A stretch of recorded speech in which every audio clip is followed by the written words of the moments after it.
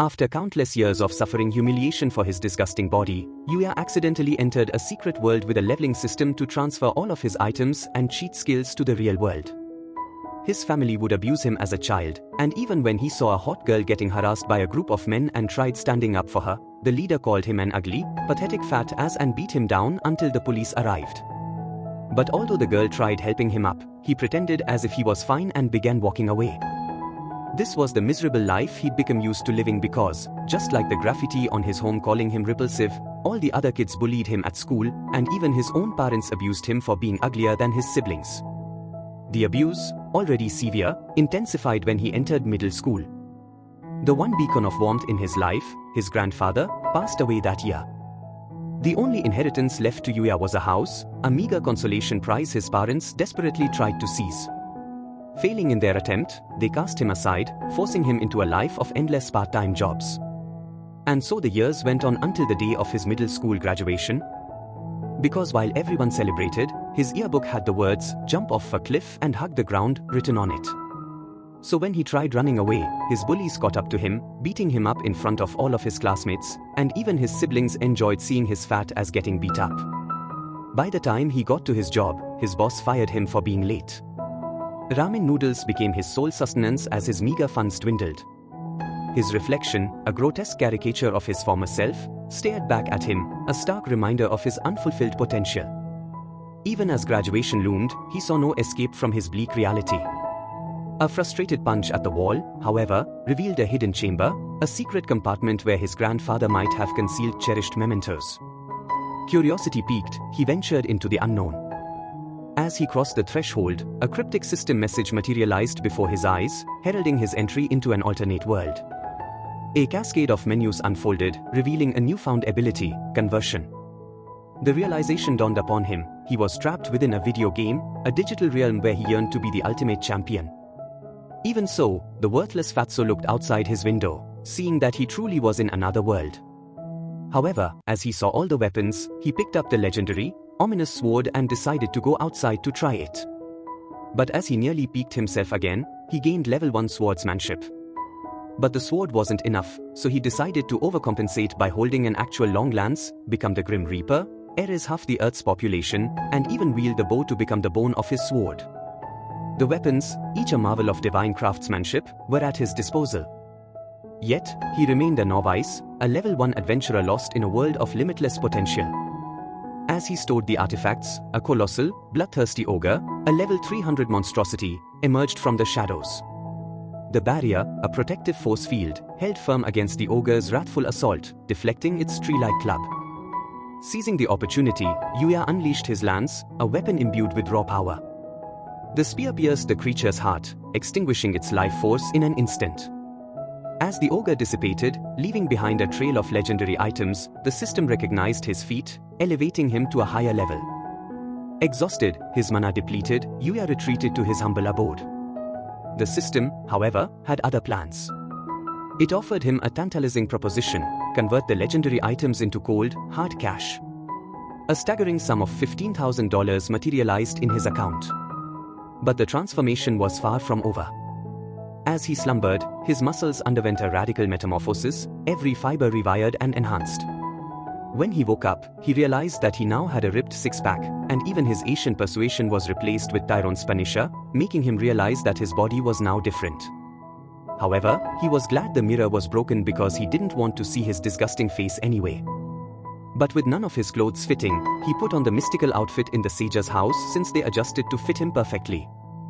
Stepping outside, he was greeted by a breathtaking sight: his garden, transformed into a verdant oasis of legendary class plants.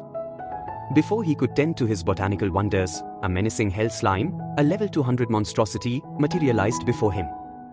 Without hesitation, he summoned his god's spear from his item box, a single strike silencing the creature. Amidst the common loot, a peculiar item caught his eye: an epic rarity necklace, a device that harnessed the power of sunlight, already at level 150. As weeks turned into months, he dedicated himself to nurturing his garden and unraveling the mysteries of this alternate world. Rigorous training regimens became an integral part of his daily routine, gradually erasing the shadows of his past depression. One moonlit night, an elite goblin, a formidable foe, lunged at him. With lightning-fast reflexes, he intercepted the attack, leaping into the air to deliver a devastating blow. Infusing his lance with mana, he severed the creature's head with a single, decisive strike. As the sun dipped below the horizon, he realized the increasing difficulty of leveling up. Yet, the allure of this world, no matter how powerful he became, could not shield him from the harsh realities of his mundane existence. School, with its relentless demands, loomed on the horizon. With the proceeds from the goblin's drops, he invested in a new school uniform, a small act of defiance against the impending monotony. All the girls thought he was the hottest man alive. Even his sister wanted to taste his sword. As he settled into his seat, his tormentors approached him, mistaking him for a new student. Their surprise turned to confusion when he revealed his true identity. He excused himself, retreating to the bathroom to contemplate his newfound appearance. The realization dawned upon him, he was now the most attractive person in the school. When he returned home, his siblings were stunned by his transformation. Their once scorned, overweight brother was now a vision of lean, muscular physique. As if on cue, a limousine arrived, and a striking woman with crimson eyes emerged. She explained that she had been searching for him, drawn to his unique energy signature. Gratitude and admiration shone in her eyes as she revealed her true intentions, to express her thanks and to study his extraordinary ability to accumulate and utilize spiritual energy.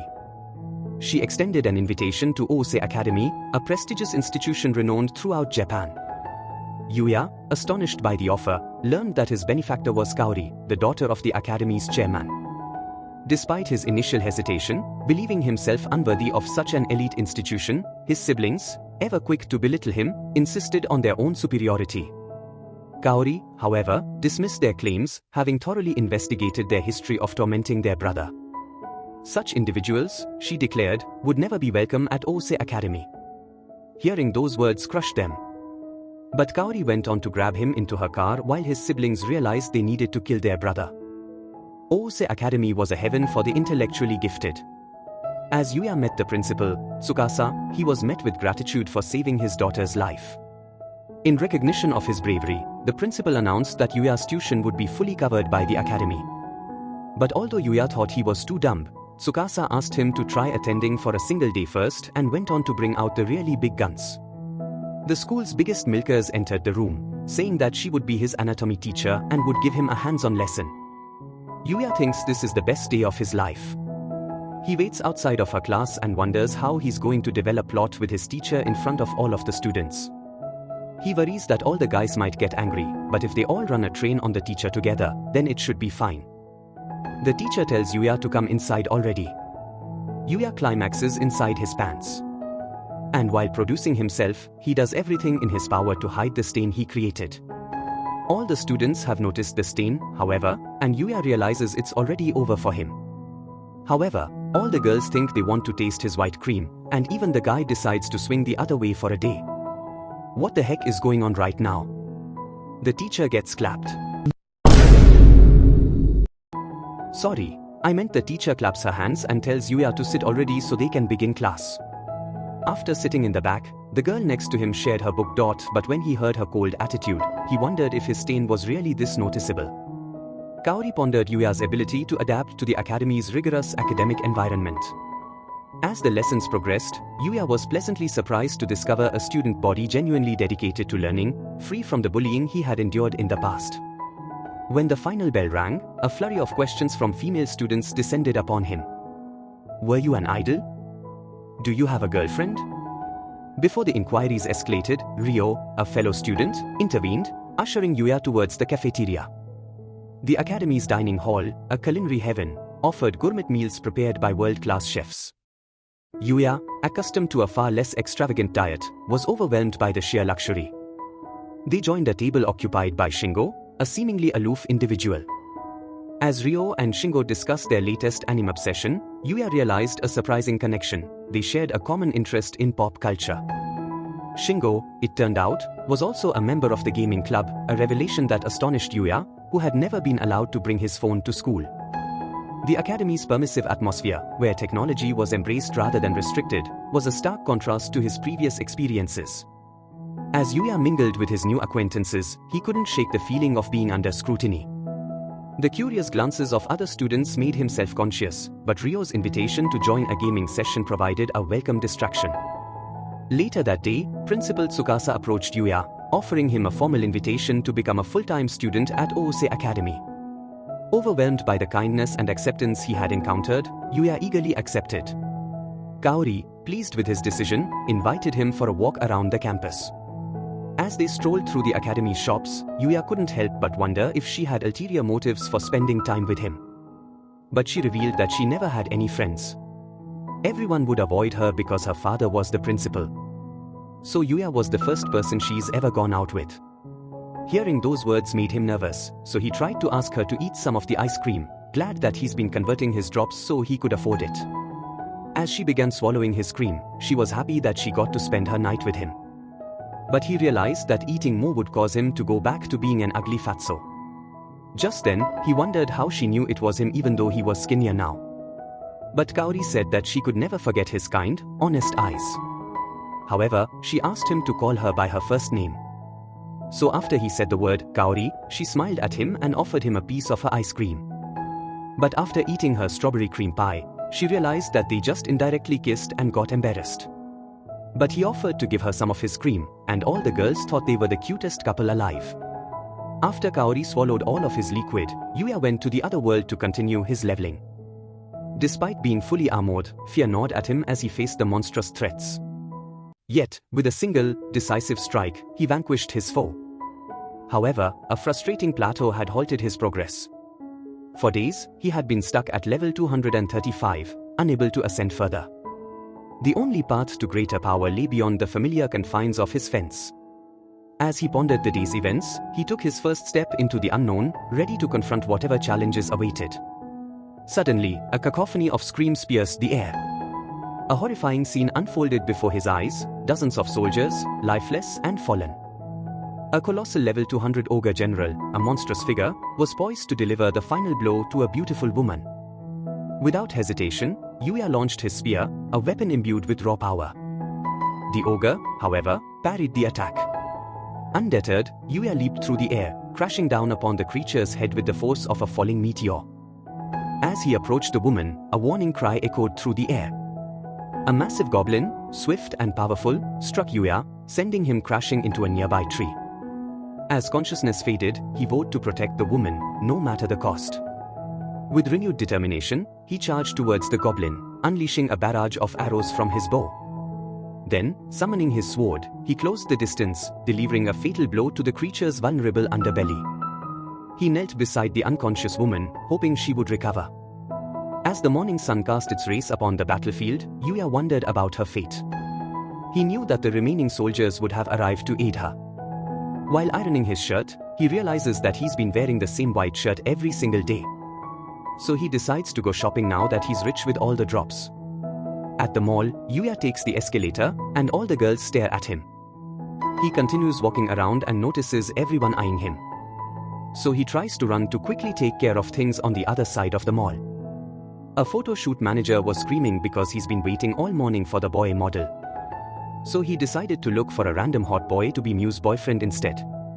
At the store, Yuya has noticed he's never bought clothes in years and thinks it's a lost cause. Two girls approach him and ask him if he could develop plot with them. At the same time, Yuya wondered what type of story they were talking about. So they revealed that they wanted him to write a novel on their faces with the ink coming out of his pen. What? What the? But Yuya apologizes because he's not interested in their religion and wants to remain an anime protagonist. As he left, a lingering doubt gnawed at him. Had he treated them with the respect they deserved? Unbeknownst to him, both women had already reached their climax. The manager, fixated on Yuya, saw him as the answer to his prayers. He approached Yuya, eager to capture the moment with the renowned model, Miu. Yuya, bewildered by the turn of events, recalled the manager's earlier explanation. He had been hired as a stand-in for a photo shoot, a seemingly mundane task that had spiraled into an unexpected predicament. The afternoon was a blur of camera flashes and posed shots. Being in such close proximity to Miu presented its own unique challenges, both physically and emotionally. Miu realizes and tells him that she'll take care of him since it's his first time. So she gets on her knees and, sorry, I meant she thanked him for saving her. and Yuya finally sees the giant cannons pushing up on him. The manager tells them to change positions. And Yuya realizes that Mio is amazing. She's the same age as him, but she's been working so hard. So he knows that he can't be a burden on her. Mio comes closer to him and grabs him, giving Yuya a really hard time. She hugs onto Yuya and engages her laser blasters at full throttle, making Yuya climax for the 5th time today. The woman, her heart pounding, yearned to uncover the identity of her mysterious savior. She declared her intention to venture into the forest, determined to find the man who had risked his life for her. Back in the mundane world, Yuya's every move was under scrutiny. Cameras flashed as he posed for the photo shoot, his every expression captured for posterity. The manager, ever the opportunist, directed the couple, aiming to capture a sense of genuine intimacy. Suddenly, a figure emerged from the crowd. Sho, a man of undeniable charisma, was instantly recognized by the onlookers. He was the original model, the man who was supposed to be sharing the spotlight with Mio. With a dismissive wave, he ordered Mio to wrap up the photo shoot, demanding her immediate attention. Ignoring Mio's pleas, Sho's frustration boiled over. He confronted her about her previous public snub, his voice laced with anger. Yuya, witnessing the escalating tension, intervened, urging Sho to calm down. Sho is angered that Yuya is interfering and steps on the plot armor. That's what I'm talking about. That's why he's the MVP. That's why he's the GOAT. Yuya's inhuman speed allowed him to react just in time and throw him over. But he's realized that everyone will likely start yelling at him for beating up the hot guy. However, the girls basically become Niagara Falls for Yuya and think that Sho is lame. The manager comes up to Sho, telling him that they caught the entire thing on tape and will release it to everyone if he continues to bother Mio. He runs away, and the manager is glad that he was able to get rid of him as he's been constantly causing Mio trouble. Since he's gone now, the manager offers Yuya to take his position since he's such a great model. But Yuya apologizes. He's enjoyed every bit of today, but he's realized that he could never be a model with all of the dedication it takes. The manager, impressed by Yuya's integrity, decided to compensate him for his services. Unable to pay him in cash, he offered him a unique reward, a wardrobe filled with stylish clothing, carefully selected to accentuate Yuya's newfound physique. As Yuya sat in the manager's car with Mio, she couldn't help but reminisce about the day's events, particularly the photos she had taken with him. The manager, amused by her infatuation, teased her about her growing crush on Yuya. Back in the alternate world, Yuya, now clad in his new attire, returned to his training. He was eager to hone his skills and become even stronger. A desperate battle was unfolding in the forest. Soldiers, outnumbered and outmatched, fought valiantly against overwhelming odds. A colossal ogre, a creature of immense power, threatened to end the life of the princess. In a flash, Yuya intervened, obliterating the monster with a single, decisive strike. He proceeded to decimate the remaining enemies, his movements swift and precise. As the battle concluded, Yuya healed the injured soldiers, his benevolent nature shining through. The princess, captivated by his heroism, approached him, her voice trembling with emotion. She confessed her feelings, her declaration startling the guards who accompanied her. They warned her of the dangers of trusting a stranger, but she dismissed their concerns, her heart set on her newfound love. Yuya, bewildered by the princess's confession, invited her to his home. The guard, Owen, expressed his surprise at the existence of a dwelling within the forest. The princess, Lexia, revealed her royal identity, leaving Yuya stunned. As he pondered the implications of her revelation, Owen couldn't help but wonder about Yuya's origins. The guard thinks he might be a spy, but Lexia thinks he's a royal, so he's going to be royally clapping her. I meant clapping her hands. A guard is jealous that he's been defeated but tells Yuya that they've been looking for him this entire time since he rescued Lexia from nearly dying. She hasn't left a single log unturned just to find him and has been doing everything in her power to feel his rough log. She begs him to marry her, but Yuya wouldn't want to suddenly marry a girl he's just met. Lexia understands that their love can't be so simple.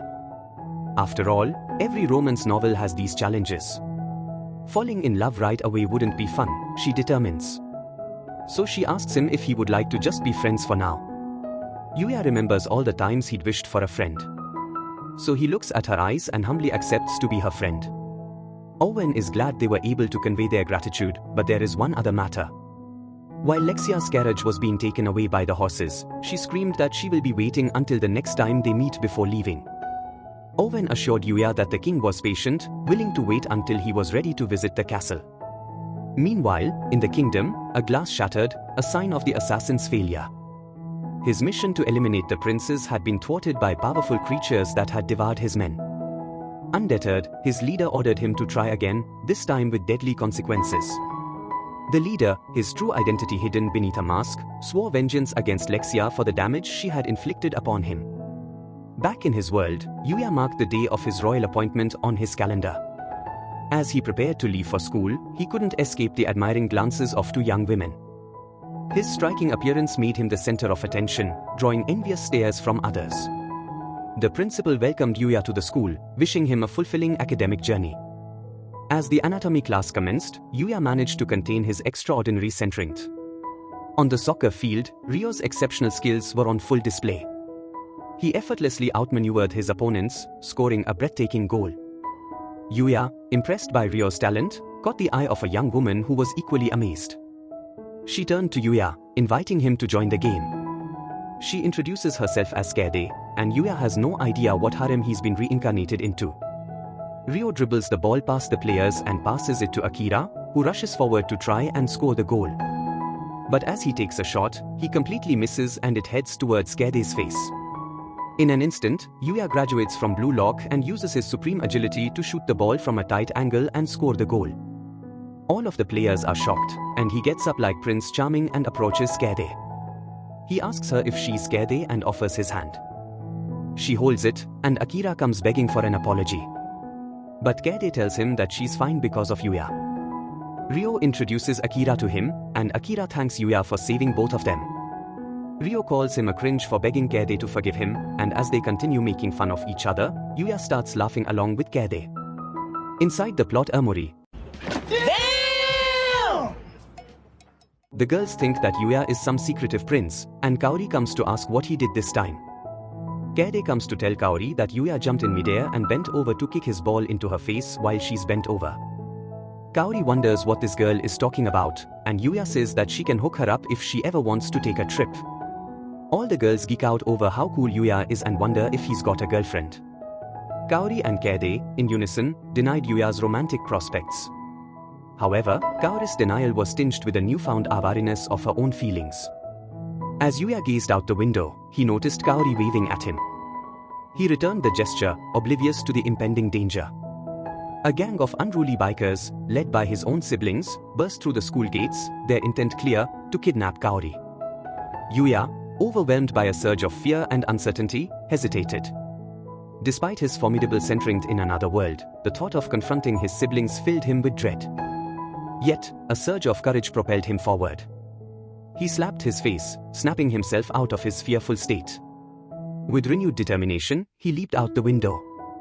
He confronted the ringleader of the bullies, with unwavering resolve. Dodging their attacks with ease, Yuya disarmed the gang members. Arki, undeterred, charged towards Yuya, but he was no match for Yuya's lightning-fast reflexes. Yuya vanished, reappearing beside Kaori, shielding her from harm. A hulking sumo wrestler, a formidable opponent, lunged at Yuya. With effortless strength, Yuya halted the wrestler's advance, tossing him aside like a rag doll. The remaining delinquents, cowed by Yuya's display of power, retreated. As Yuya turned his attention back to Kaori, a biker attempted to run him over. Yuya, with acrobatic agility, evaded the attack, sending the bike crashing into the building. The police arrived, apprehending the delinquents. Yuya approached Kaori, relieved to see her unharmed. He inquired about her well-being, his voice filled with concern. She thanks him and says she's fine but begins fainting, so he hugs her close to make sure she's okay. Yuya's brother wonders how the Red Ogres were so useless, but their leader holds him by the neck and says he will end him for trapping them. His sister tries to stop him, but he kicks her off, and she watches as her brother is begging for someone to help him. Yuya grabs onto the leader's arm and pushes him off. But the leader runs to beat up Yuya. With a single glance, Yuya sends the fear of God into every bone in his body, and everyone wonders how he just collapsed. While all the delinquents are being taken away, his brother wonders why he saved them after they've tormented him so much. Yuya says he can't forgive them for all the things they've done to him, but He will never abandon his family. Hearing those words crushes them, and they begin crying as they apologize to him. And Kaori watches all of it. A few days later, Yuya, armed with the knowledge of the forest's perils, ventured into the wilderness. Owen had warned him about the monstrous creatures that dwelled within, beings capable of leveling entire cities. The sage's choice of residence puzzled Yuya, but he pressed on, determined to explore the unknown. As he traversed the forest, a pitiful sound caught his attention. A tiny puppy, battered and bruised, was being mercilessly beaten by a colossal ORC, a level 600 king ORC with an attack power of 20,000. The sight of the puppy's unwavering spirit stirred something within Yuya. Initially, he hesitated, recognizing the immense danger posed by the ORC. But the memory of his grandfather's unwavering courage compelled him to act. Drawing his spear from the void box, he launched it with deadly precision, distracting the ORC. Seizing the opportunity, Yuya charged towards the creature, delivering a swift and decisive blow. The ORC, unable to withstand the force of his attack, fell to the ground, defeated. A wave of embarrassment washed over him as he recalled his initial fear. He remembered how he had defeated a level 300 ogre as a level 1 adventurer. The question of the sage's identity, the creator of such powerful artifacts, lingered in his mind. The puppy, wary of Yuya's intentions, growled at him. Undeterred, Yuya offered the creature a healing potion. As the potion took effect, the puppy's wounds vanished, leaving him unharmed. The grateful puppy licked Yuya's hand, its tail wagging with joy. Yuya inquired about the puppy's situation, learning that it was an orphan. Moved by its plight, he offered the puppy a home. The dog's eyes lit up with excitement as it eagerly accepted the invitation. A status window appeared, revealing the puppy's astonishing stats, level 500, with all attributes maxed out at 10,000. Despite the shock, Yuya named the creature Night, inspired by its dark fur. Among the rare items dropped by the ORC, Yuya found a mundane object, a hairbrush. He used it to groom Night, taking a moment to admire the creature's unique beauty. As he brushed Night's fur, he checked his own status, disappointed to find that his level had not increased. The next day, Yuya left his home, informing his friends that he was heading to a pet store. Little did they know, he was embarking on a new adventure with his extraordinary companion. Kaede bends over the table and engages her laser blasters in his face. Yuya climaxes and tells her that she's rubbing him the wrong way. Kaede backs off and says that she could go to the pet store with him since she's free after school. This is the second time anyone's wanted to go out with him, and Kaede wonders if this would be considered a date. After a long day, Yuya finally gets back home to a sad Night. But he shows him all the gifts he brought him. He spent all afternoon picking them out with a friend so Night can have a nice leash when they take walks. He wonders if it's uncomfortable, but Night nods his head no. So they both go out on a walk. The girls are still opening all their floodgates when they see him. And as he walks, he stumbles on Kaori at the park. She sees his dog, and Yuya introduces Night as a new part of his family. Kaori asks to pet him and thinks that he's the cutest dog she's ever seen. She wonders what breed he is, but Yuya panics since he just brought him home from the wilderness. Even though he may be wild, she realizes that Night is an extremely smart dog. But a girl comes from behind and calls out Yuya's name. A wild Mio has appeared. Kaori wonders if she's the famous model. And Yuya's shadow introduces Mio to Kaori. Night jumps up and barks hello, and all the people in the park are jealous of the attention he's getting. Mio asks him if he's going to keep taking walks here because she wants to keep seeing him. Kaori hears their conversation, and the sadness inside of her continues growing. Mio eventually leaves, and Kaori tries to ask if him and Mio are dating each other. Yuya tells her that they aren't because there's no way he's good enough for her. But Kaori yells at him, saying he's wrong. He realizes that something is weird about her reaction, but just then, an old man screams that a thief has stolen her purse. Yuya entrusted Night with Kaori's safety, a gesture that surprised her. He then rushed to Grandma's aid, ensuring her well-being. Night, demonstrating his newfound abilities, apprehended the bandit. As the police arrived, the bandit, sensing his impending capture, lunged at Kaori. Yuya, with lightning-fast reflexes, intercepted the attack, neutralizing the threat. The park was stunned by Yuya's extraordinary skills. Kaori, grateful for his heroism, thanked him once again. That night, Yuya delved deeper into the forest, seeking stronger opponents to accelerate his growth. He fearlessly confronted hordes of monsters, his movements fluid and precise. Night, his loyal companion, fought valiantly by his side, their combined power overwhelming even the most formidable foes. As they ventured further, they encountered a colossal Oasi. Night, with agility and cunning, dodged the Oasi's attacks, seizing an opportunity to strike. The Oasi, defeated, disintegrated into particles of light. Their journey led them to a creature of immense power, a level 630 deer. Despite Yuya's invisibility, the deer sensed his presence. The deer unleashed a barrage of elemental attacks, testing Yuya's limits. To distract the deer, Yuya commanded Night to provoke the creature. Night, with incredible speed, darted around the battlefield, forcing the deer to expend its energy. In a decisive moment, Yuya and Night launched a coordinated attack, striking the deer's vital points. The creature, defeated, dropped a variety of valuable items, including a portable bath. Overjoyed by this unexpected find, Yuya couldn't wait to try it out. He returned home, eager to relax and rejuvenate with his faithful companion, Night. The next night, Yuya battles against Sonic the Hedgehog and is nearly defeated. It's over level 610, but he knows that it must have a weakness. The hedgehog readies another attack, and Yuya's reflexes allow him to dodge away quickly. While it's stuck, Night kicks it in deeper, and Yuya strikes towards the monster to finally end it. It's been weeks of this training, but he's only gone up 5 levels. And Night has only gone up 10 levels. Before they head home, an entrance to the cave opens before their eyes. As they walk deeper into the cave, torches begin to light the way. Night notices that a corpse is lying deep inside with a notebook next to it titled, The Book of the Sage. Yuya wonders if it's the same person who created his house and begins reading the sentences that follow. I was able to do everything, whether it was magic or martial arts or even cooking. I mastered everything as a result. I entered the realm of gods while I was still alive. And they invited me to join them, but I declined. The sentient you possess now is more powerful than you can ever imagine. But people will come to one day hate you like they hated me. Yuya kept reading the sad story of the sage and wondered how he could avoid that loneliness. So the sage's voice responded in his head, telling him to build deep relationships with people he can trust. And the book said it will grant him knowledge of one thing he wished to know. Yuya said he would like to know magic. And before his eyes, the book began to flash a golden hue. And the sage said it has become filled with everything he needed to know about magic. The sage went on to say that he can't use magic since he's from a different world. For people in this world, magic travels through the blood vessels and formulates their magical pathways. Since Yuya lacks these magical pathways, the sage will bestow his own magical pathways upon him. They are the most valuable pathways in this world. So he wishes for someone to carry them rather than having them just disappear.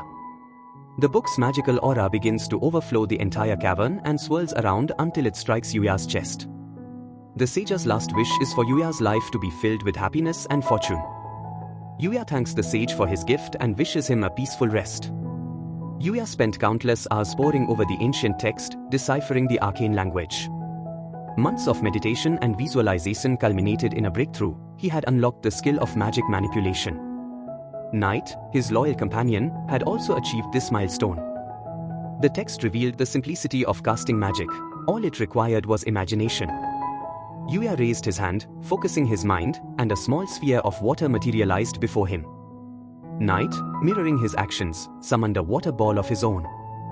To test the limits of their newfound power, they unleashed their spells at the surrounding trees. The force of the combined attack was devastating, leveling the forest. Meanwhile, in the king's castle, the king inquired about the boy who had saved his daughter. The soldier, while pleased to have found him, expressed concern about the princess's impulsive proposal. The king, bewildered by this news, erupted in rage, destroying a portion of the castle. Back at school, Yuya continued to delve into the sage's teachings, mindful of the warning about using magic in the other world. The teacher announced an upcoming off-campus field trip, dividing the students into groups. Kede, thrilled to be paired with Yuya, joined the group. Akira, ever the showman, bestowed his blessings upon the team. However, Harem member number 4 enters the chat and introduces herself as Rin. Yuya tries to nervously introduce himself, but she thinks it's no wonder everyone's infatuated with him, unlike the weirdo over there. Kaede is excited for the time they're going to spend together, but Yuya doesn't have any of the necessary equipment to travel around. Kaede suggests that they all go shopping together. They head to the mall, and Kaori thanks them for inviting her along. Shingo thinks today will be a long day in more ways than one, and Ryo is shocked that Yuya managed to become friends with Kaori. They head inside to the mall, and Kaori suggests a backpack for them to take out. Ryo and Shingo wish they were that bag because no girls ever picked them before. After a day of shopping, the group headed to an arcade. Shingo, a popular idol, encouraged Yuya to try his hand at a claw machine. Despite his inexperience, Yuya's heightened perception allowed him to manipulate the claw with precision, winning the prize on his first attempt. Kaede, impressed by his skills, tasked him with acquiring gifts for their friends. Yuya, eager to please, spent the rest of the day fulfilling their wishes. This was the first time he had experienced the joy of giving, and Kaori thanked him for his kindness. Later that evening, the group decided to have tea. The girls, however, had other plans. They wanted to shop for clothes on the 10th floor. As they shopped, a faulty wire sparked, igniting a fire. Meanwhile, the boys enjoyed their tea, unaware of the impending danger. Shingo sensed Yuya's unease, but Yuya dismissed his concerns, attributing his feelings to the excitement of the day. The fire alarm blared, and an announcement warned of the fire on the upper floors. Yuya, desperate to save his friends, defied the security guards and rushed upstairs. He found the girls unconscious, trapped in the bathroom. With a surge of adrenaline, Yuya activated his magic, conjuring water and air to shield himself from the flames. He carried the girls, one by one, towards the exit. However, the fire had blocked the escape route. Yuya, using his enhanced speed, found an alternate exit. As he emerged from the building, he realized that everyone else had safely evacuated. He returned to the fire, ensuring that no one was left behind. The charm he won for Kaori falls, but he has no time to worry about that. There's only one option left. So Yuya summons every ounce of strength in his body for his next move and destroys the floor like a falling meteor. His friends see that he's managed to make it out and run to make sure he's okay. Even Yuya himself was shocked that he managed to make it out alive. His friends yell at him for being so crazy to run into the fire, and the firefighters lecture him for his actions. Kaori's father came rushing in and thanked Yuya for saving everyone. But they found in a mystery how he was able to save all of them. Yuya handed Kaori the charm he won for her, and she began crying while hugging her dad. He walked home that day, and the image of Kaori hugging her dad couldn't leave his mind. He wondered if this is how a family was supposed to act, but when he came home, Knight ran up to him and hugged him tightly. After learning that magic is just the materialization of one's thoughts, Yuya decides to focus really hard on where he wants to go. Before his eyes, a light flashes that sends him deep inside the forest. By imagining the place he's traveled to, he is able to use magic to teleport, which will allow him to feed Knight even while he's on the field trip. Together, they head inside a cave and spot a couple of goblins immediately. With a swift motion, Yuya unsheathed his sword, decimating the group of goblins. The defeated foes left behind a trove of valuable equipment, which Yuya eagerly collected. As they journeyed home, Knight's behavior grew erratic. He barked urgently, urging Yuya to conceal himself. A massive creature emerged from the shadows, its powerful strike cleaving a tree in two.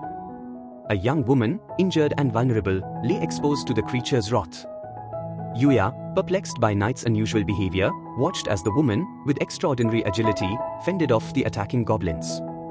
However, she was overwhelmed and fell unconscious. A goblin, poised to deliver a fatal blow, was intercepted by Yuya. A horde of goblins swarmed the area, threatening to overwhelm the lone hero. Yuya, realizing the gravity of the situation, unleashed his divine whip, a weapon of immense power. The whip, splitting into countless tendrils, decimated the goblin horde. As darkness fell, Yuya carried the unconscious woman to his home. Knight, sensing a threat, growled protectively. The woman, stirring from her slumber, attempted to fend off Yuya. Realizing her mistake, she apologized and collapsed, her head striking the ground. Yuya, concerned for her well-being, offered her a healing potion. Her wounds miraculously healed, and she introduced herself as Luna. She explained that she was training in the forest but had been ambushed by the goblins. She expressed her gratitude for Yuya's intervention and wished she could clean herself before venturing into town. so Yuya asks her if she would like to take a bath. Bath plot develops. She wonders how Yuya managed to get such a rare item, so he reveals that he got it from a crystal deer.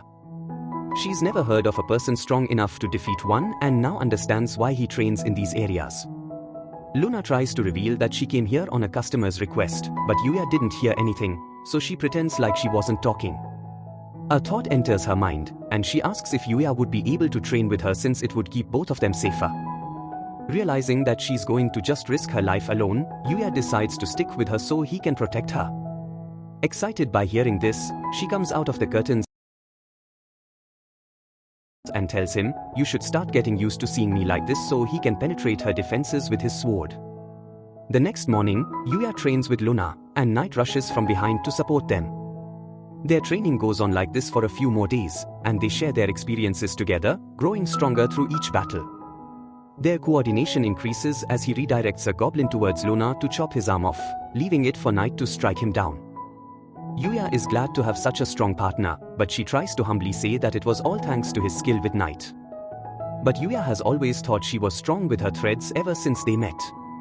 Still, Luna says she needs to become stronger before completing her mission, thanking him for all the time he spent with her. With the night approaching, Yuya thanks her as well. And Luna promises to give it her all before their last bath at night. Yuya takes the bath at first and wonders why they changed their usual order. From behind him, Luna comes to explain that they will be doing it together. Boy, she climbs inside and hugs him, thanking him for helping her when she was so selfish. Because of him, she was able to grow, and he has saved her. Yuya wonders what she means by saving her, and she says that this is the first time in years that she's seen a brighter world. And these moments are valuable treasure for her. So she will wash his back for him. She gets up, and Yuya climaxes, telling her that the white stuff inside the bathtub is just the shampoo. She looks at it and realizes what it actually is. And Night is glad he doesn't have to deal with any headaches. On the bus to the trip, Yuya plays cards with his friends and yawns after a long night of plot development. He struggles to stay awake but manages to win every single card game. After a while, he tries to sleep on the bus, wondering if his extremely high luck stats are the reason for winning all of the games. Even though it's not on purpose, he feels like it's cheating. Yuya wonders if this cheat skill is also the reason he was able to cope Luna, but thinks that it's not possible. After a long and arduous journey, the group finally arrived at their destination. The teacher, eager to begin the outdoor adventure, outlined the plan: 2 nights of camping, with the students responsible for gathering their own food from the forest and lake. Kede expressed concern about identifying edible plants and animals, but the teacher assured them that the nurse would be able to treat any accidental poisonings. A suspicious woman approached the group, offering a miracle elixir as a cure-all. Akira, unimpressed, doubted the efficacy of the potion. The teacher, however, revealed the stakes of the competition, emphasizing the importance of survival skills. The students were assigned to camp in the forest, while the teachers would occupy the nearby hotel. As the group struggled to set up their tents, Akira, convinced of his innate abilities, volunteered to fish. His arrogance, however, led to his isolation, as Yuya and Kede were tasked with the fishing duties. At the lake, the students were competing for the best fishing spots. Kade, feeling overwhelmed by the competition, pondered their strategy. Yuya, however, had a different plan. He sought out a secluded area, where he observed the fish's behavior. Drawing on the knowledge he had gained from his adventures, he understood that the fish, like any living creature, would react instinctively to human presence. With a calculated move, Yuya reached into the water, his bare hands capturing a fish with ease. His unconventional method astounded Kade, who marveled at Yuya's skill and intuition. After a while of fishing and showing off, all the guys wonder how many hours he spent playing Valiant to get these reflexes. Before he knew it, the entire bucket was filled with fish. And he wishes he could thank Luna for teaching him this. Back in the other world, inside a shop filled with dolls, Luna casts her string to rip all of their skulls off. She wonders if the sharpness of her strings has increased because of training with him. He was beautiful, she thought. But she's lived her entire life as an assassin. If only she'd met Yuya sooner. She wonders how everything could have changed. But she's a professional assassin, a member of the Dark Guild, and known as the Headhunter. After fishing for hours, Rin sees the amount of fish Yuya caught with his hand and she asks him what else those hands can do. He tries to ignore what she just said but wonders why Akira is laying down like he's ready for plot development. Back at the tent, Yuya sees all the food they've managed to gather and scans all of it to remove the dangerous items. He wonders who's going to be cooking it, but since none of them have made anything in their life, he decides to bring the food back to the teachers for now. Inside the food and inspection area, he finds Kaori for the first time on this trip and asks her how things are going. She tells him it's been fun and opens her mouth while looking up at him and leaves after her group calls her over. The teacher investigates their food and says they did a perfect job. It's the first time any teams ever gathered this much food, and for all of it to be edible. She thinks her bonus will definitely be increased. However, she tells them not to relax yet because one of them needs to cook the food. So when she asks them who that person will be, all of them point to Yuya. Kaede, desperate to win the competition, implored Yuya to prepare a dish that would impress the judges. She promised him a reward if he succeeded, a proposition that left him both amused and intrigued. Yuya, with deft hands, expertly filleted the fish and prepared a delectable meal. As the group savored his culinary creation, their silence was deafening. The teacher, however, was captivated by the aroma and taste of the dish. She praised his culinary skills, comparing his cooking to that of world-class chefs. Yuya, accustomed to solitary meals, was overwhelmed by the positive response. The joy of sharing his food with others brought him immense satisfaction. As the meal concluded, the teacher, still under the spell of his culinary prowess, made a surprising proposal: marriage. Everyone wonders what she just said. But she goes on to say that she's a slob who can't even cook or do laundry, and because of her work, she hasn't had a single relationship her entire life. So even though her bonus and job is on the line, she's willing to give up everything so she can marry him. All the students think the grape juice is destroying her mind, but she clings onto him. And the girls tell Savda that she's too ugly for him. He tries to tell her that Yuya is the most useless, ugly, fat, disgusting loser on the planet. Emotional damage! Emotional damage still, Miss Savda doesn't care, saying she'll wait however long it takes. But everyone tells her that a useless person like her shouldn't be ruining Yuya's future. Their words start making her tear up, and Yuya tries to talk her out of it. But she jumps up and hugs him to her plot. Kaede tries using her plot to drag him away, and all the guys wish they were the ones experiencing this intense plot battle. Even Akira wishes he could have some teacher plot, but poor Yuya passes out from suffocating in the heavenly pillows. They pull him out, and Rin asks him if he saw paradise. But Yuya saw and felt more than that. He felt the milky river gushing underneath. As Yuya materialized, Night, his loyal companion, bounded towards him, overjoyed at their reunion. Yuya, in turn, shared his culinary creations with Night, pleased to see the creature enjoying the meal. The experience of cooking for others had brought him immense joy, and he realized the power of sharing. As Yuya prepared for his bath, he noticed a strange transformation occurring among the other boys. Their bodies, once ordinary, were undergoing a remarkable change. Akira, in particular, was visibly disturbed by his newfound physique. Yuya, perplexed by the sudden development, wondered if the food he had prepared had somehow triggered this unexpected growth spurt. Not only does he have a hot face, but he's more ripped than Giga Chad. So he wonders how he's ever supposed to compete. Meanwhile, in the girls' changing room, Kaede's plot has taken % of the show's budget. And Rin starts playing with them to spend the other %. She tries screaming for the other girls to save her, but Kaori thinks it's unfair how her plot is taking the entire show's budget. Even then, Kaede thinks she's not the worst because Miss Savda has the biggest plot and is trying to marry Yuya. Kaori wonders if her plot will ever be able to satisfy Yuya. The next morning, Akira is crushed after seeing all of his vegetables and hard work destroyed. The girls head off to gather food before starving, but realize that Akira is sweating. He tries to play it off cool and runs towards them, hiding the fact that he saw a bear's foot. They begin looking for plants to make into breakfast. But Yuya notices Akira frozen in shock. The tree before him is filled with bear claws, and all of the other trees seem to have been mauled down. As soon as he's realized what it could be, a giant figure appears before the girls and begins chasing them all away. The giant bear enters the camp and destroys every single one of the tents. Miss Savda, caught in the bear's path, was on the brink of danger. Yuya, with extraordinary agility and strength, intervened, wrestling the bear to the ground. Impressed by his heroic act, Miss Savda, instead of reprimanding him, offered him a reward for his bravery. As they waited for the authorities to arrive, a peculiar suggestion was made to use a tranquilizer dart to subdue the bear. However, Kaori, a fellow student, had a more unconventional idea to train the bear as a guard dog. This unconventional solution, while humorous, highlighted the group's resourcefulness. Back in his world, Yuya prepared to meet the king. As he confronted a group of ogres, he unleashed his full power, effortlessly defeating them. A mysterious figure, a rabbit-like creature, observed Yuya's prowess. As the princess's carriage approached, Knight sensed danger. A falling tree, manipulated by a hidden force, threatened to harm the princess. Yuya, with incredible speed, intercepted the falling tree, saving the princess from certain doom. The rabbit creature, revealed to be Luna, had orchestrated the attack. Her plan was to eliminate Yuya, but her attempt had failed.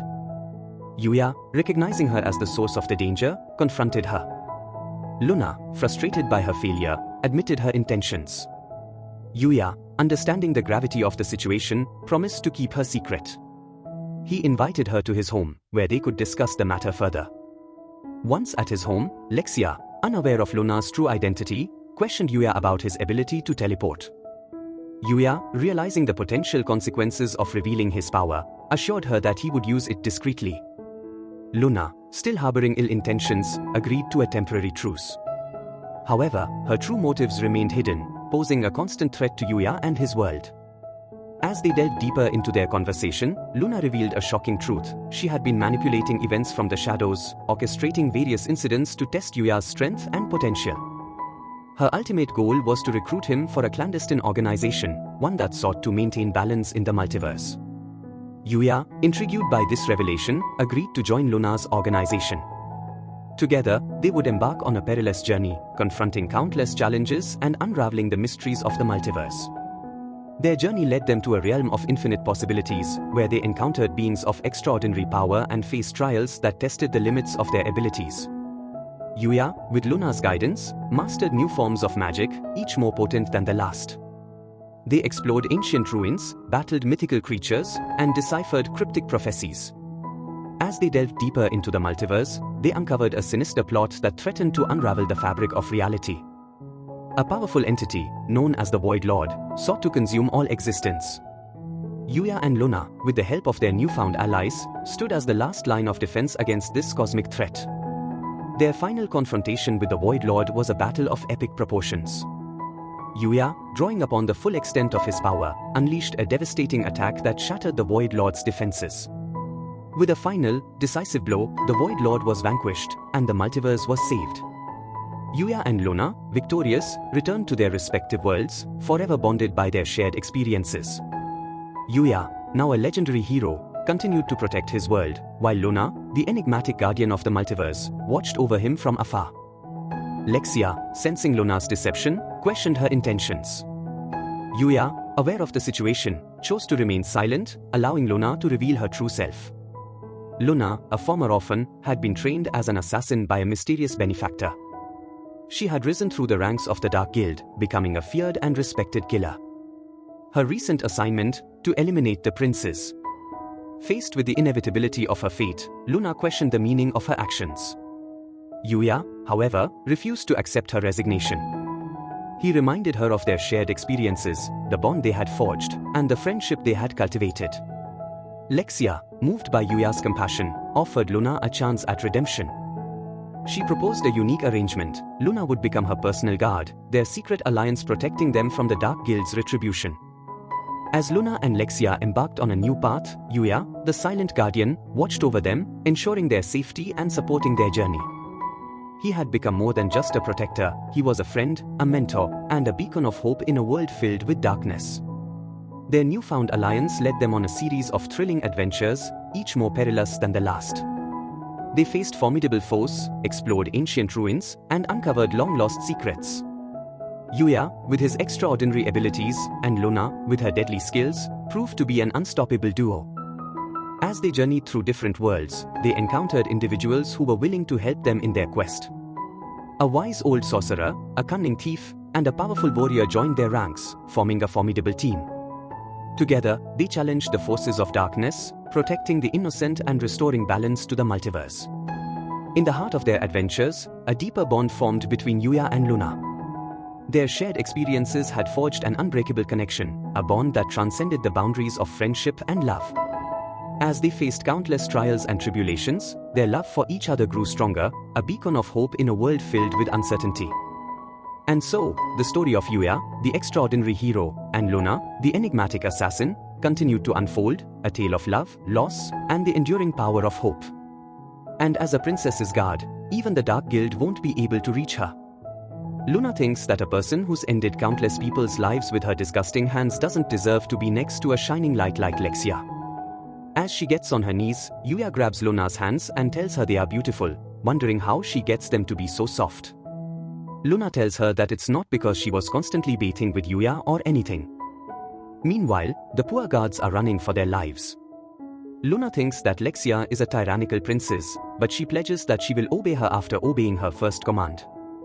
Lexia tells her to explain what she was saying about Yuya's bath. Luna tells her to listen and be amazed because Yuya has a bath drop item that not only recovers fatigue but also recovers magic and restores youth. Lexia thinks it's not fair that she's been getting to experience this and begs Yuya to use it as well. She tells Luna that they're going to be doing it together and asks Yuya if he wants to join. But Yuya remains a typical anime virgin and rejects it. Should have been me, not him, it's not fair. While bathing together, Lexia asks if Luna has feelings for Yuya, but she falls in the water and says that they are just friends.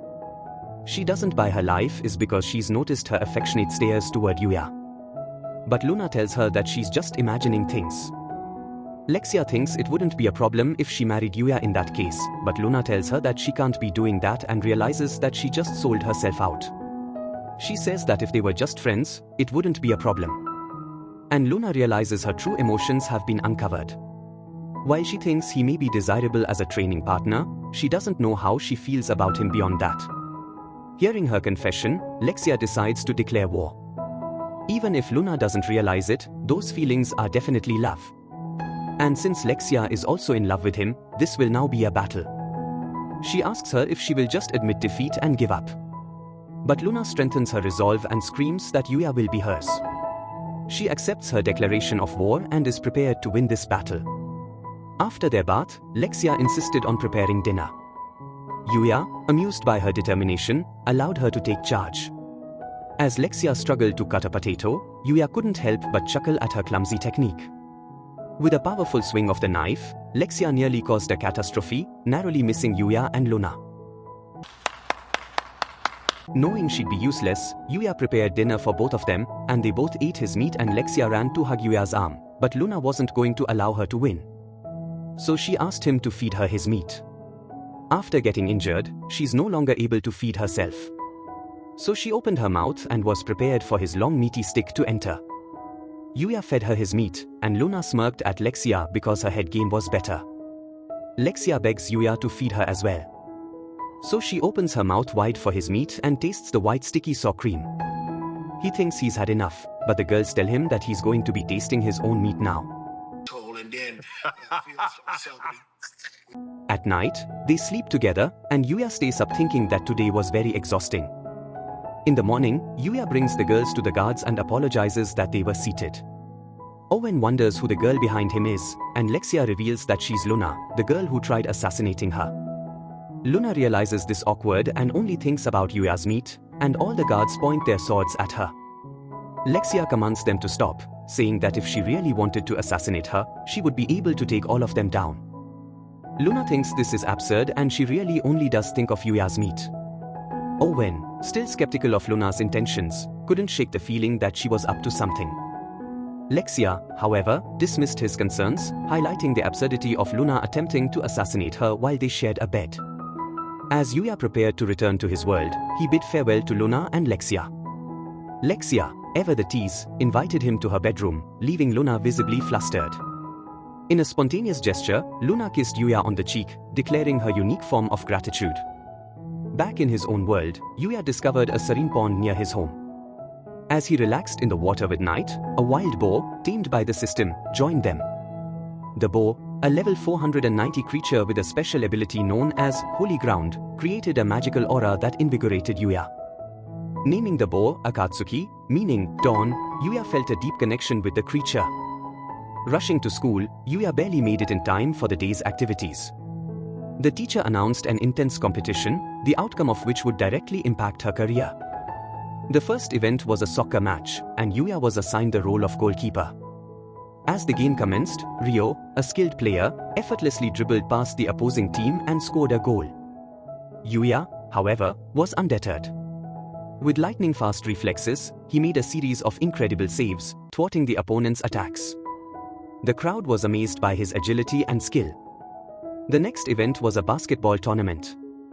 Yuya, despite his lack of experience, dominated the court, scoring numerous three-pointers and blocking shots with ease. His exceptional performance astounded his classmates and teachers alike. The final event was a track and field competition. Yuya, with his superhuman strength and speed, effortlessly outpaced his competitors, winning every race. His victory was a testament to his extraordinary abilities and unwavering determination. As the competition concluded, Yuya was hailed as the undisputed champion. His performance had not only impressed his classmates but also caught the attention of a mysterious organization. A representative of this organization approached Yuya, offering him a chance to join their ranks. Intrigued by the offer, Yuya agreed to meet with the organization's leader. He learned that the organization was dedicated to protecting the multiverse from dark forces. The leader, a powerful sorcerer, recognized Yuya's potential and offered to train him in the ancient arts of magic and combat. Yuya, eager to learn and grow stronger, accepted the offer. He embarked on a perilous journey, exploring distant realms, battling fearsome creatures, and mastering the secrets of the universe. With each challenge he faced, he became more powerful, more skilled, and more determined to protect the world. Rin wonders how she could help them advance their lead, so she asks Kede to start jumping a little with a few hops. All the men have been distracted, and Rin decides to come in for round 2 of plot development. In what school does this type of sports happen? Just asking for a friend. Oh my god, everyone's been distracted, but Akira only cares about Yuya's plot. So he runs off with the ball, and Rin realizes her plans backfired. He rushes forward and shoots a curveball, but Yuya has graduated from off-brand Blue Lock. So he saves the shot at such speed that everyone thinks he teleported. Ryo tells him to throw the ball as far and as hard as he can. So Yuya prepares all of his power and sends a strike straight into the enemy's net. He wonders if that counts as a point, but all the people are shocked that this is what he's really worried about. As the ball tournament approached, Yuya received an unexpected invitation, a chance to join the prestigious entertainment industry. The woman who extended the offer was stunned by his immediate rejection. Yuya, content with his high school life, politely declined the opportunity. His friends were astounded by his decision, especially when they discovered that he had posed for a magazine cover with the renowned model, Mio. The manager, impressed by Yuya's nonchalance, urged Mio to pursue him. A flyer comes flying by. I guess that's why they're called flyers. And the manager lays her eyes on it. She grabs one and sees the ball sports competition, thinking she has a great idea. If she could infiltrate the super prestigious academy and catch Yuya playing with balls, she will create the next bestseller. And with this, they will be able to take all the photos of him without his consent. Before leaving, Mio flashes her milky glasses. I meant her glasses. Deep within the ancient forest, Night unleashed a torrent of water, while Yuya, with a swift strike of his sword, vanquished the skeletal warrior. Despite rigorous training, Yuya felt a nagging sense of inadequacy, a yearning for greater power. Determined to push his limits, he ventured deeper into the forest's heart. As they progressed, Yuya noticed peculiar, ebony-colored trees. Akatsuki, once a playful pup, had grown into a formidable creature, dwarfing his companions. Before they could react, a colossal mithril boar emerged, its menacing aura filling the air. Yuya, caught off guard, was sent flying by the boar's powerful charge. As he lay injured, he pleaded with his companions to retreat. The boar, intent on its prey, launched another attack. Just as despair began to consume Yuya, a voice echoed through the forest. A flash of light blinded the boar, and it was sent reeling. A small, white rabbit, exuding an aura of power, appeared before them. It commanded the boar to retreat and, with a wave of its paw, dispersed the ebony trees. The rabbit, a level 4 kick rabbit, challenged Yuya and Akatsuki to showcase their abilities. With unwavering confidence, Akatsuki charged forward, ready to impress the powerful creature. It tries to show off its kick, but the rabbit says there's less hope there than you ever finding a girlfriend. That one there was a violation. Personally, I wouldn't think. He thinks he can do better. And after showing off his kicks, the rabbit thinks there might be some potential there. Finally, Yuya goes on to demonstrate his kick, and the rabbit smiles, thinking there's some talent there. However, it goes on to show him what a proper kick looks like and sends a ripple of wind that penetrates 4 hard black trees. He tells Yuya to start practicing this new move all night. After countless hours of rigorous training, Yuya achieved a significant breakthrough. He could now manipulate the wind with his kicks, a testament to his growing mastery. The rabbit, impressed by Yuya's progress, revealed its true purpose, to train Yuya to become a divine protector. The rabbit explained the existence of the wild, entities that threaten the balance of the world. To combat these dark forces, Yuya would need to harness the power of magic. Together, they embarked on a journey of learning and growth. As they ventured deeper into the forest, they encountered increasingly powerful foes. A level 3 mithril boar, a formidable creature, tested Yuya's skills. With a combination of physical prowess and magical abilities, Yuya emerged victorious. The rabbit, recognizing Yuya's potential, revealed the existence of even more powerful items and creatures. He emphasized the need for Yuya to become stronger, to be prepared for the ultimate battle against the wild. Back in the real world, Yuya faced a new challenge in a high school ball tournament. A mysterious newcomer, a formidable athlete, dominated the court.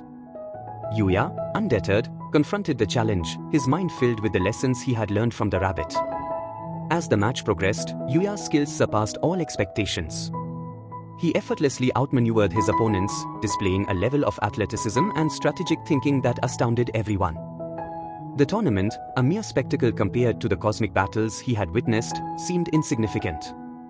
With each passing moment, Yuya's understanding of himself and his purpose deepened. He was no longer just a high school student, he was a guardian, a protector, a divine warrior. The future held endless possibilities, and Yuya was ready to embrace them all. As the tournament concluded, Yuya's extraordinary performance caught the attention of a powerful organization. He was invited to join their ranks, a group of individuals dedicated to protecting the world from unseen threats. This new chapter in Yuya's life would test his abilities and push him to his limits, as he would face challenges that transcended the boundaries of the ordinary.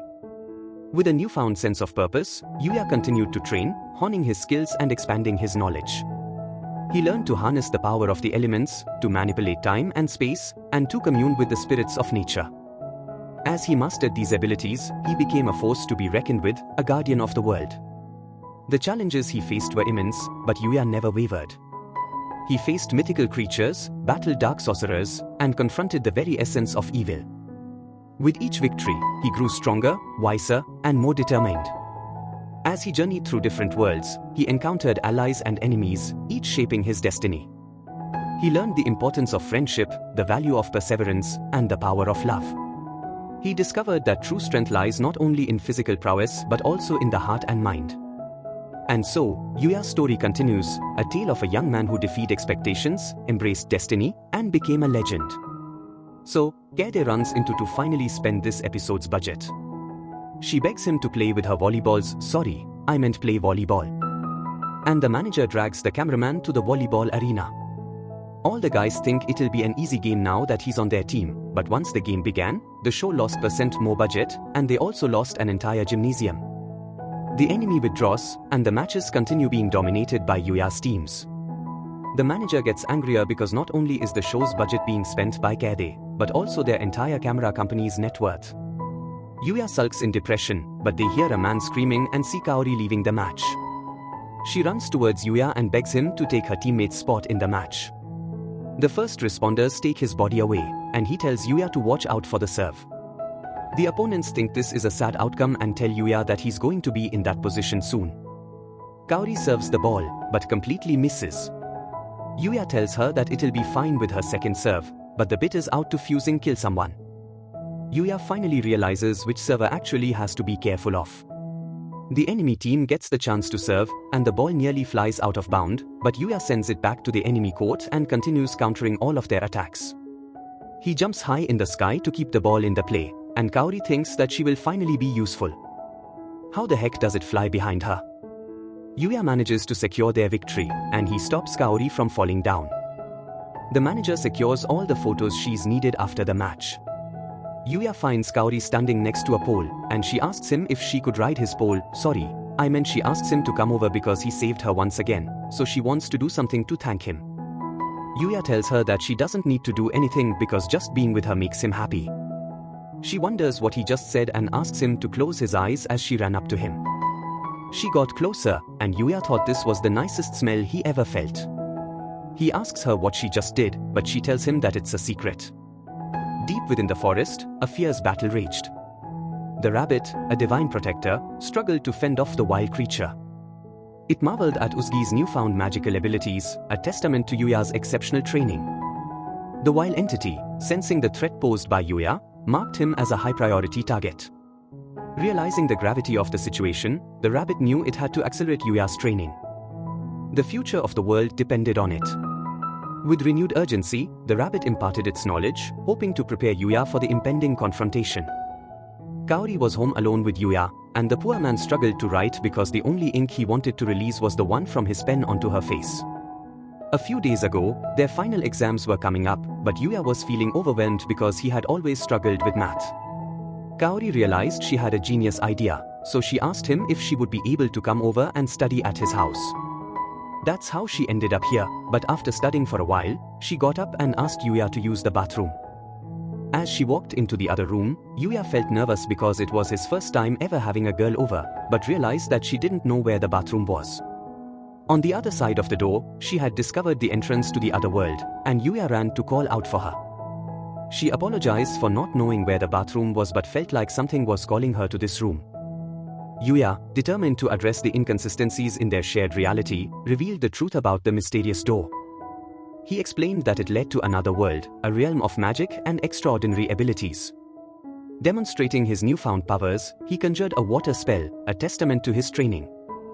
Kaori, astounded by Yuya's revelation, realized the true nature of his heroic deeds. The seemingly ordinary boy had been protecting her, guided by extraordinary powers. As Yuya offered to take her to this otherworldly realm, Kaori hesitated, unsure of what to expect. But curiosity overcame her fears, and she stepped through the portal. The sight that greeted her was breathtaking, a world filled with fantastical creatures and lush, alien vegetation. Yuya introduced her to Night, a powerful wolf-like creature, and Akatsuki, a unique bow. Kaori was amazed by their extraordinary abilities and the world they inhabited. As they explored this new world, Yuya explained the concept of a status system, a measure of one's strength and potential. He revealed his own transformation, a physical and mental evolution that had granted him extraordinary powers. With a newfound understanding of the multiverse, Kaori embraced the possibilities that lay before her. She was no longer just a normal girl, she was a part of something extraordinary. As they returned to their world, she carried the secrets of the other realm, a secret shared between two souls connected by destiny. Kaori doesn't want to be reminded of him being an ugly, fat, disgusting, ugly as here we go again.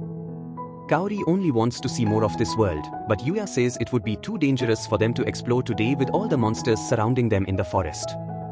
She begs him to promise that he will adventure with her some other time, so Yuya promised her that he would. He asked her if they could keep this a secret between them two, and Kaori promised that she would never let anyone else know. After all this special secret between them would make it as if they had a special relationship. As Yuya walked away, Kaori couldn't help but feel a growing connection to him. Meanwhile, a talent scout from a prominent agency eyed Yuya, recognizing his potential. However, their plans would be thwarted by unexpected circumstances. In the royal palace, the king was eager to meet the mysterious man who had saved his daughter. However, Owen, Yuya's guardian, informed him of unforeseen circumstances. Luna, the enigmatic assassin, had interfered with Yuya's plans. The king, enraged by Luna's audacity, vowed to punish her. But Luna, with her exceptional skills, easily thwarted his attack. She expressed her disdain for his controlling behavior and demanded respect for her decision to protect Lexia. Overwhelmed by Luna's defiance, the king relented.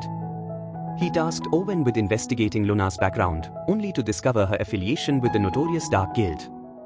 Back in Yuya's world, the news of Luna's capture reached the Dark Guild's leader. Enraged by the failure, he devised a plan to eliminate both Lexia and the king. Using a powerful magic sealing barrier, he intended to infiltrate the castle and neutralize any magical defenses. To deflect blame, he would frame Yuya for the chaos. The Dark Guild's leader, a shadowy figure with sinister intentions, orchestrated a series of events to destabilize the kingdom. He dispatched skilled assassins to eliminate key figures, sowing discord and fear. The once peaceful kingdom was now on the brink of war. Yuya, unaware of the impending threat, continued his training, honing his skills and expanding his knowledge. He delved deeper into the mysteries of the multiverse, seeking to understand the true nature of reality. As he grew stronger, so too did his connection to the divine. The rabbit, his wise and powerful mentor, revealed the ancient prophecy of the Chosen One, a hero destined to save the world from darkness. Yuya, with his extraordinary abilities and unwavering determination, was the perfect candidate. With a heavy heart, Yuya bid farewell to his friends and family, embarking on a perilous journey to confront the Dark Guild and their sinister leader. He knew that the fate of the world rested on his shoulders, and he was ready to face any challenge, no matter how daunting.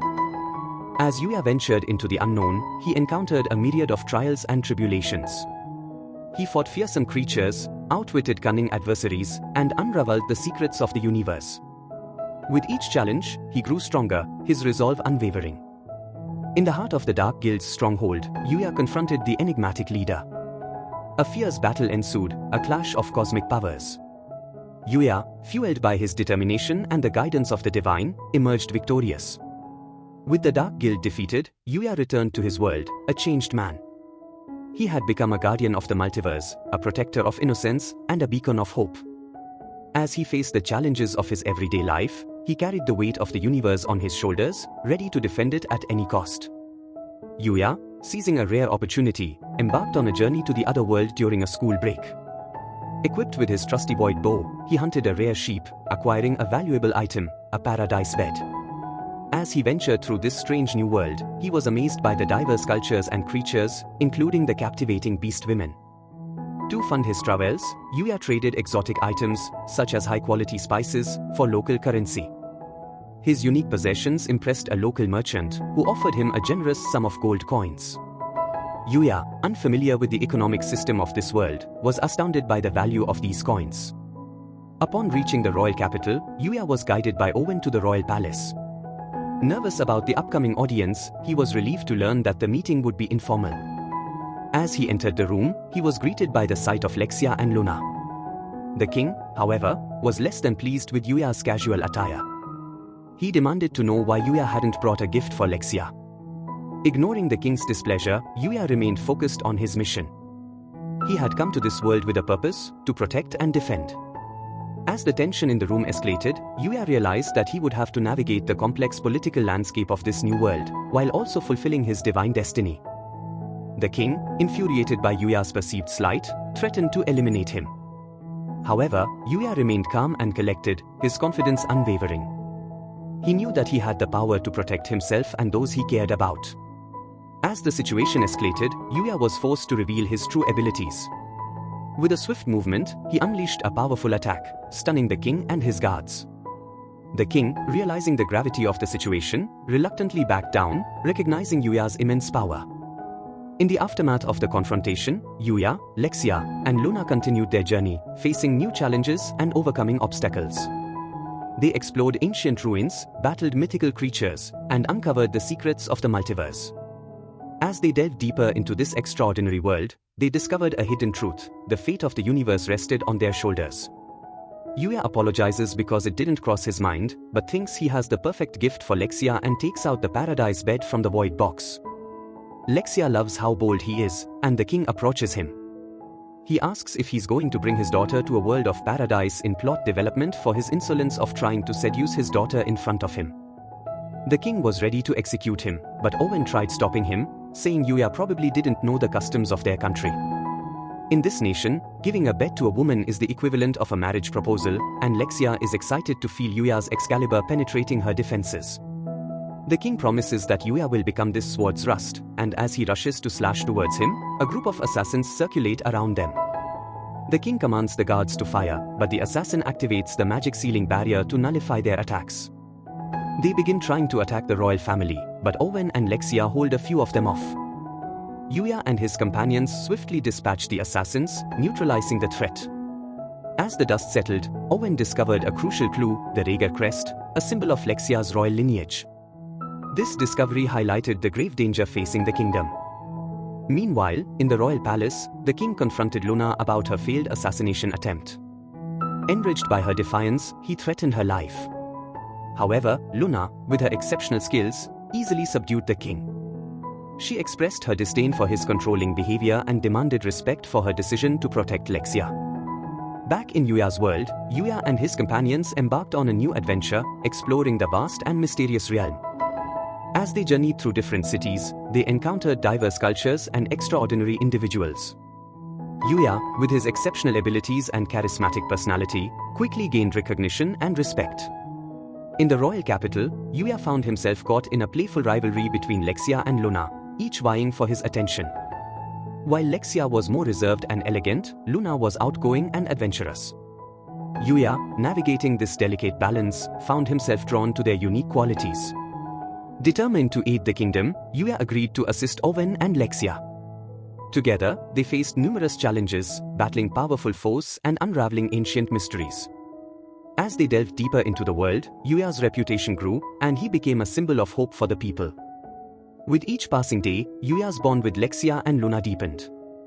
They shared laughter, tears, and countless adventures, forging a strong bond of friendship.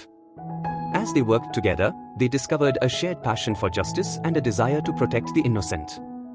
However, their peaceful existence was soon disrupted by a new threat.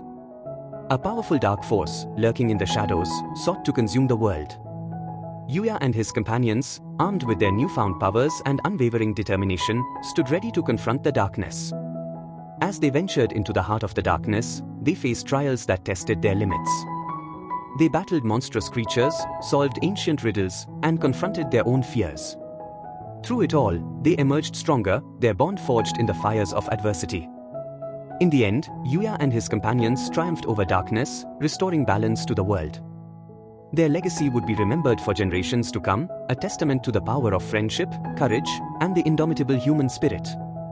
Inside the guild, Lexia draws everyone's attention by screaming that she won't let them be alone together, but Luna says she's just trying to protect Yuya. The receptionist hands them the guild registration papers, and Yuya wonders if he's going to have to register both of his pets, but the receptionist says that he doesn't need to. As he filled out the paper, he saw the question asking about his magic types, and Yuya thought that saying he's mastered all categories would be conflicting with their common knowledge, so he decided to list wind, fire, and water as the only magic types he's mastered.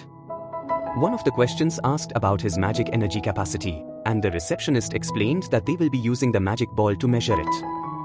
Yuya wonders if he could just write down the number from his status window, but the receptionist revealed that most adventurers hide their true powers, so they must use the crystal. Luna measures her capacity, and the crystal ball glows yellow, but she thinks that she's never been skilled in magic anyway. Yuya wonders what level yellow indicates and puts his hand on the sphere. In an instant, the sphere lights up and breaks in front of everyone. The receptionist thinks it's amazing how much magical power he has, and Luna wonders if his seed is as potent as his magic. The receptionist asks Luna if she uses any other types of weapons, but Luna says that threads are the only weapons she's managed to control. When the receptionist takes a look at Yuya's report, she notices that he can use 3 different types of magic, and he wonders if it's strange. So, she reveals that using 3 types of magic would put him in the realm of legendary heroes. The receptionist asks if he only uses spears and swords, so Yuya reveals that he does, and she goes on to process their papers. From the magical device, their 2 black guild cards appear, and the receptionist tells them that they will be starting all the way at F rank. There will be no minimum quota regarding their leveling, but she asks them not to overcollect herbs when on gathering quests because the plants would stop growing in the area. As they considered their first quest, Knight was building up some courage to pick a chick up at the bar.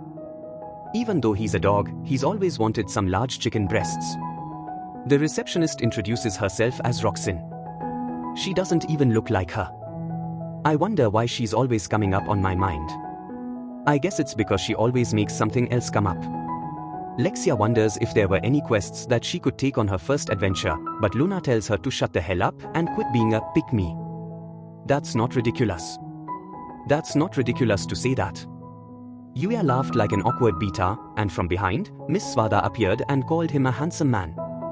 She asked him if he would like to come and do something with her since she's also an adventurer and wishes she could go on a horse ride with his long, hard sword. The girl struggled to compete with her plot, and she introduces herself as Glina and walks off. Luna and Lexia get angry that their cutting boards couldn't distract Yuya as much as Glina did. And Owen thinks that if Glina rubbed up on him like that, she would have fixed the sword he hasn't been able to unsheath after turning in the middle of the field. Yuya, accompanied by his loyal companions, embarked on a quest to gather rare herbs. As they ventured deeper into the forest, they encountered various challenges, including a fierce battle with a group of assassins. Yuya, with his exceptional skills, swiftly neutralized the threat, protecting his companions. Meanwhile, back in the royal palace, a dangerous plot unfolded. The prince, a cunning and manipulative figure, had kidnapped a group of soldiers, holding them hostage. Owen, aware of the impending danger, sought Yuya's help to rescue the hostages. Yuya and his team arrived at the prince's secluded cabin. As they approached, they were met with a surprise attack. The prince, a skilled swordsman, held a soldier hostage. Yuya, with lightning-fast reflexes, intervened, disarming the prince and rescuing the soldier. The prince, enraged by Yuya's interference, unleashed a flurry of attacks. Yuya, however, effortlessly dodged each strike, countering with his own powerful blows. In a decisive move, Yuya overpowered the prince, bringing the confrontation to an end. As the guards apprehended the prince, a mysterious figure emerged from the shadows. A young woman, with eyes that held the power of the cosmos, appeared, her arrival shrouded in mystery. The stage was set for a new adventure, a journey into the unknown, filled with both danger and wonder. The young woman, with her enigmatic aura, introduced herself as Elara. She revealed that she had been monitoring Yuya's progress and was impressed by his strength and potential. She offered to train him in the ancient arts of magic and combat, promising to unlock the full extent of his powers. Intrigued by Elara's offer, Yuya accepted her guidance. Under her tutelage, he learned to harness the elements, manipulate time and space, and commune with the spirits of nature. With each passing day, Yuya grew stronger, his abilities surpassing even his wildest dreams. As Yuya's power grew, so did the threats he faced. Dark forces, lurking in the shadows, sought to exploit his abilities for their own nefarious purposes. Yuya, along with his loyal companions, stood as a beacon of hope, defending the world from the forces of evil. The battle raged, a clash of swords and magic. Yuya and his companions fought valiantly, their skills honed to perfection.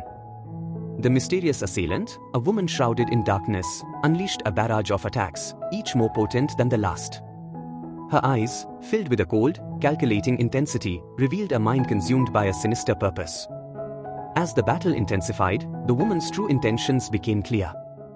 She sought to plunge the world into chaos, to sow discord and destruction. Her plan was to manipulate the prince, using him as a pawn to achieve her ultimate goal. Yuya, with his unwavering determination and extraordinary abilities, confronted the woman. A fierce duel ensued, a clash of light and darkness. The woman's dark magic was formidable, but Yuya's skill and resilience proved to be a match for her power. In the end, Yuya emerged victorious, defeating the woman and thwarting her sinister plans. Meanwhile, in the royal palace, a tragic scene unfolded. Rhaegar, the once promising prince, had been consumed by darkness. His body, scarred and twisted, bore the marks of his suffering. The king, unable to comprehend Rhaegar's pain, had cast him aside, isolating him from the world. Yuya, moved by Rhaegar's tragic tale, felt a deep sense of empathy. He understood the pain of rejection and the destructive power of loneliness. Determined to help Rhaegar, Yuya sought to offer solace and understanding. As Yuya delved deeper into the mysteries of the world, he encountered countless challenges and obstacles. He battled formidable foes, explored ancient ruins, and unlocked the secrets of the universe. With each passing day, he grew stronger, his abilities reaching new heights. Yuya's journey led him to a hidden realm, a place of immense power and ancient knowledge. There, he discovered the truth about the woman who had attacked him. She was a remnant of a long-forgotten civilization, a creature of darkness with a thirst for destruction. Determined to prevent the woman from causing further harm, Yuya and his companions embarked on a quest to defeat her. They traveled through dangerous lands, faced perilous trials, and confronted their own fears. In the end, they emerged victorious, saving the world from the clutches of darkness. As the dust settled, Yuya returned to the royal palace, a hero hailed by the people. He had not only saved the kingdom but also helped Rhaegar find redemption. With his newfound wisdom and power, Yuya was ready to face whatever challenges the future may hold. However, Yuya tried asking if he could use a special item and pulled out a potion from his item box. After getting closer to Rhaegar, he adjusted his face and poured his liquid all over it. "I beg your pardon," his wounds instantly healed, and as he ran to inspect his face, he saw how all of his burns had completely healed. Yuya tried explaining that this is the medicine he created from his cure-all earth, and the entire room was tired of how overpowered he's become. Yuya realized that the description of the herb said it was a legendary undetectable flower, and the king asked him why he would sacrifice such a valuable item on his child. So, Yuya revealed that he's growing hundreds of them in his backyard to crush this economy. Even after all his wounds had been healed, Rhaegar knew that his fate was sealed. The shadow of his death sentence loomed over him. Yet, Lexia, his sister and the victim of his assassination attempt, shocked everyone by stepping forward to forgive him. "I forgive my brother," she declared firmly, "just as I forgave Luna. It's time we acknowledge our neglect of the Dark Guild that fostered such corruption." The king, however, hesitated. "He attacked me too," he countered, his voice heavy with frustration. But Lexia was relentless. "You are his father," she said sharply, "and it's your duty to forgive his sins if we are to rebuild as a family." Reluctantly, after her persistent urging, the king agreed. When the sentencing was finally concluded, Rhaegar turned to Yuya. "Thank you," he said, his voice tinged with both gratitude and regret. The king, pondering Yuya's reward, mused aloud. Before he could settle on an answer, Lexia boldly stepped in, proclaiming, "Let me be the reward. Marry me, Yuya." Before Yuya could respond, Luna interjected with biting humor. "Marrying Lexia? That's a curse, not a reward," she quipped, her competitive tone cutting through the tension. Amid the banter, Rhaegar offered a solution, suggesting a fitting reward. The king decided to grant Yuya all of Rhaegar's mansions and land, along with the noble title of Knight Baron. Later that evening, exhausted from the whirlwind of events, Yuya tried to rest. Sleep, however, brought no peace. His dreams replayed his battle against the Vile, a merciless foe whose arrows crushed him with terrifying precision. The vivid memory jolted him awake. Gasping for breath, he reflected on how daunting the upcoming battle would be. At school the next day, after a routine class with a plot teacher, his classmates invited him to hang out. But Yuya declined, dashing home instead. On the way, Kaori approached him. "Can I come over?" she asked hesitantly. "I'm not in the mood, flat boy," Yuya shot back bluntly, leaving her stunned as he hurried away. Her expression haunted him as he recalled Rhaegar's account of meeting the Vile. Her power was beyond comprehension, a force unlike any Yuya had ever faced. Once home, Yuya immediately began training. Each strike, each move carried the weight of his doubts. Was he truly ready to face the Vile? He thought of his master, wondering if they would have known the path forward. But doubts couldn't hold him back. Resolving to prepare as best as he could, Yuya pushed himself harder, knowing the battle ahead would demand everything he had. In the meantime, just then, night began growling in the air, and Yuya felt a giant magical blow coming his way. He realized that the Vile had already arrived and asked her to explain why she was so intent on eliminating him. The only thing she desired was revenge. So, Yuya promised to defeat her to find out what she meant. After letting those words out, a rain of arrows began pouring down on him, and he was easily cornered into the path of her bow. Meanwhile, Kaori rang Yuya's doorbell, but after no one answered, she decided to enter because it's not like she wanted to see him naked in his bath or anything like that. "Baka, you don't find that suspicious?" As she walked to the other world, she noticed his gate was open into the forest and remembered him warning her about the dangerous monsters living within. In the distance, she heard massive explosions coming, and the Vile was firing all of her explosive arrows toward Yuya. He wondered what he did to deserve her revenge, but she continued firing her arrows towards him instead. Night attempted to flank her with Yuya, but she dodged both of their attacks and continued firing her arrows towards them. Yuya's armor transformed into a white color, and he kept closing his distance until he kicked her up, and from above, Night smashed her into the ground. She thought they were amazing, so she began begging her master for his strength and let out an arrow that exploded for hundreds of meters. Yuya sprinted away, but Kaori's desperate scream cut through the air. He hesitated for a moment before continuing, but her cry had already drawn attention. White-haired Kaori, observing from a distance, turned away indifferently. However, her resolve quickly turned lethal as her arrows suddenly shifted course. They bypassed Kaori, curving midair to target Yuya instead, aiming to catch him off guard. The earlier backlash from their clash had left Yuya exposed, his back turned to the wall. Sensing an opportunity, she unleashed her comet attack. In that instant, Yagi appeared, deflecting the incoming strike just in time. "Sorry for being late," he said nonchalantly. "I was digging for carrots." True to his bunny nature, he seemed unfazed by the chaos. Yagi revealed her identity, Yuti, successor of the divine archer. Her vow was clear: she would avenge her fallen master by eradicating humanity. Once a protector of humankind, the divine archer had been betrayed by those he defended. Unlike her master, Yuti held no compassion for humans. Fueled by vengeance, she unleashed a barrage of arrows, her wrath palpable. Yuya weaved through her relentless attacks, but Yagi's exasperated encouragement rang out. "Use your legs, boy!" Despite his best efforts, Yuya's strike missed, and her predictive abilities kept him on the defensive. She anticipated his movements, firing ahead of him, and conjured a violent tornado to corner him. Amid the chaos, Yagi found an opening, deflecting her arrows and giving Yuya the chance to destroy them head-on. Night, Yuya's loyal companion, seized the moment to sink its teeth into Yuti's back, while Yagi delivered a powerful kick, slamming her into the ground. Though injured and seemingly defeated, Yuti vowed this was not the end. Her master's vengeance would not rest until humanity was obliterated. In her rage, the full power of the wild was unleashed. Dark, malevolent magic consumed her, and a storm of attacks rained down on Yuya and Yagi. Overwhelmed, Yuya struggled to keep up. Just then, Akatsuki emerged from the shadows, his once inconspicuous figure now commanding the battlefield. With unwavering resolve, Akatsuki cast his ultimate ability, summoning a glowing blue orb that enveloped the battlefield. Within its radiance, Yuti's devastating power was stripped away. Yagi stared in awe. "You are not just some ordinary pig," he murmured. Taking advantage of her weakened state, Yuya teleported behind Yuti and knocked her unconscious, catching her before she hit the ground.